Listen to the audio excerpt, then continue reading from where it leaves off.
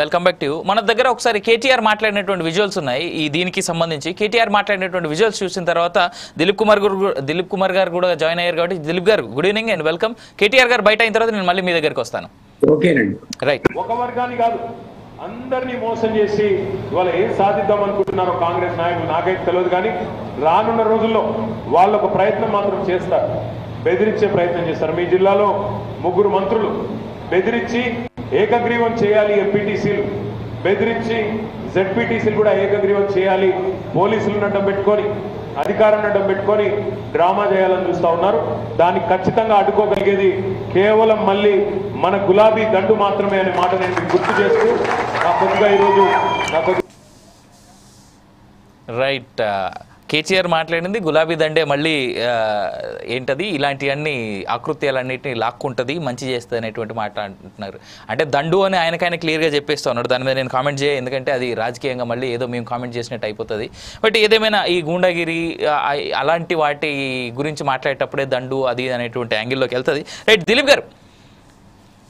దిలీప్ గారు కేటీఆర్ మాట్లాడినటువంటి మాటలు విన్నారు. ఇవాళ ఎలక్షన్ కమిషన్ నిర్వహించినటువంటి సమావేశాన్ని కూడా మీరు చూశారు. ఎందుకు కాంగ్రెస్ పార్టీ ఎందుకు నోటా అనేటువంటి దాన్ని వద్దని చెప్తుంది, ఏకగ్రీవానికి మాత్రమే ఎందుకు మీరు ఏకీభవిస్తూ ఉన్నారు? ఇది యాక్చువల్లీ అంత అభిప్రాయం అందరిది తీసుకోవడంలో తప్పలేదు. డెసిషన్ అయితే ఫైనల్ డెసిషన్ తీసుకోగలుగుతారని అయితే అనుకోను. కొన్ని రాష్ట్రాల్లో ఉన్నా కూడా నాకు తెలిసి ఇది ఇంకా కోర్టు పర్వ్యూలో ఉంది, సుప్రీం కోర్టులో ఫైనల్ జడ్జ్మెంట్ ఇచ్చినట్టయితే నాకు అనిపించలేదు. కాబట్టి ఇక్కడ కూడా ఎక్సర్సైజ్ చేయడంలో తప్పేం లేదు. బట్ దాని అవసరం కూడా నోటా అన్నది అంటే నా పర్సనల్ ఒపీనియన్ లో ఆ నోటా పురుదనే తప్పండి.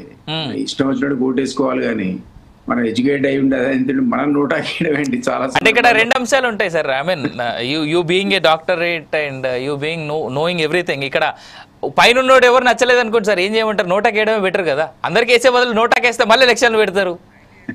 అది సిస్టమ్ డిజనరేట్ అయిపోయింది అట్లా. అన్ఫార్చునేట్లీ సిస్టమ్ అనేది డిజనరేట్ అయింది. డెమోక్రసీలో అసలు ఆ ఎన్నికలు పెట్టిందే మనకు అవసరమైనటువంటి అభ్యర్థిని ఎన్నుకోవడానికి అయినప్పుడు అందరూ దొంగలే అంటే సిస్టమ్ ఎట్లా నడపాలి? మనం నోటాతో అయితే సిస్టమ్ నడవదు కదా. సార్ ఒక మాట చెప్పండి సార్, హానెస్ట్ గా. నేను ఒక మాట అడుగుతాను. ఐఎమ్ సారీ, నేను ఎన్నిసార్లు మిమ్మల్ని మధ్యలో ఇచ్చేస్తాను. ఒక్కసారి గుండె మీద చేసుకొని దొంగలు లేని వాళ్ళు ఎవరు సార్ ఎలక్షన్స్ లో నిలబడేదని ఒక్కసారి అడగండి సార్ మిమ్మల్ని మీరు. నేను కాదనట్లేదు, నేను ఆల్రెడీ నా వర్డ్ వాడా.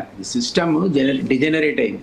అది ఎమ్మెల్యే కానీ ఎంపీ కానీ ముఖ్యంగా లోకల్ బాడీలు అయితే ఇంతకుముందు మిత్రుడు టిఆర్ఎస్ మిత్రుడు చెప్పినట్టు ఇంకా ఘోరంగా ఆడ కక్షలు, కారుణ్యాలు, ఇవన్నీ కిడ్నాప్లు లేదా డబ్బుల ద్వారా తీసుకోవటం, వేలం పాట అని చెప్పి ఏకగ్రీవం వైపు తీసుకెళ్ళాడు అన్ని రకరకాల ఫ్యాక్టర్స్ ఇంకా ఎమ్మెల్యే ఎంపీ కంటే ఎక్కువ పనిచేస్తున్నాయి అందరూ. అది నేను డిజనరేషన్ అంటున్నా.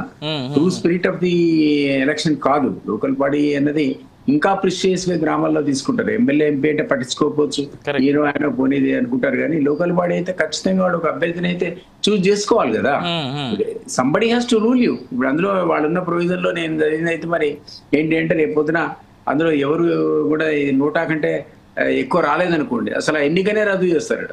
మరి అది ఎట్లా మరి ఆ గ్రామంలో ఏ విధమైనటువంటి అడ్మినిస్ట్రేషన్ రేపొద్దున ఏ సర్పంచ్ ఎన్నిక కాలేదు, ఎట్లా దాన్ని మీరు కంటిన్యూ చేస్తారు దాంట్లోనే అనేది? అంటే దాన్ని ఏమైనా సంస్కరణలు తీసుకురావాలి. ఒకటి పొలిటికల్ రిఫార్మ్స్, ఎలక్టోరల్ రిఫార్మ్స్ అనేది డెఫినెట్లీ కంపల్సరీ. అది నోటా కానీ మరొకటి కానీ. నోటా కూడా కాన్సెప్ట్ కింద మీరు అన్నట్టు ఎవడు నచ్చలేదు అందరే దొంగలు అనుకుంటే నోటాకి తీసుకోవాలంటే మరి అది మన సిస్టమ్ కు సొల్యూషన్ అయితే కాదు.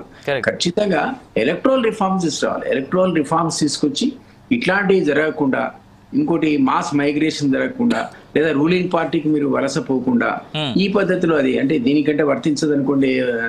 పార్టీలు బలపరచడమే సర్పంచ్లకు కానీ సింబల్ కూడా ఉండదనుకుంటారు నాకు తెలుసు. కానీ సో అది నేనేమంటున్నానంటే ఈవెన్ ఎమ్మెల్యే కానీ ఎంపీ కానీ ఎంపీటీసీ కానీ జెడ్పీటీసీ కానీ ఇట్లాంటి సందర్భాల్లో కూడా మీరు ఎలక్ట్రల్ రిఫార్మ్స్ తీసుకొచ్చి ఈ మద్యం ప్రభావం, డబ్బుల ప్రభావం లేకుండా ఏ విధంగా కట్టడి చేస్తాడో అన్ని పార్టీలు కూర్చొని ఆలోచించుకొని దాన్ని ఒక సిస్టమ్ ని ఇవాల్వ్ చేసుకోవాలి తప్పనిసరిగా.